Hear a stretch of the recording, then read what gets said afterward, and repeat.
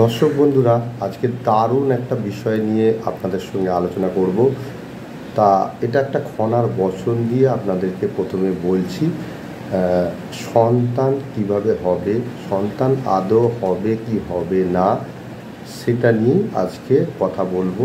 দেখুন, খনার বচনে আছে, বানের পূর্ব দিয়ে বান, পেটের ছেলে টেনে আন, নামের মাসে করি এক, আট হবে সন্তান দেখা, একদিন থাকে বান, তবে নারীর পুত্র যান, থাকলে আর শূন্য আর সাত, হবে নারীর গর্ভপাত। এটা আমি প্রথমেই বলে রাখি, যে বাচ্চা প্রসব করবে তার নামের প্রথম অক্ষর এ, ধরুন তার নামের প্রথম অক্ষর এ এলো, এ মানে এক, তার সঙ্গে তার ক মাস চলছে সেই মাসটাকে যোগ করতে হবে। ধরুন 4 মাস চলছে, 4 একে 5, 5 প্লাস হচ্ছে 55, বানের পূর্ব দিয়ে বান মানে 5-এর পিঠে 5 দিলে 55 হয়, 55 5-এ হচ্ছে 60, 60কে 8 দিয়ে ভাগ করতে হবে।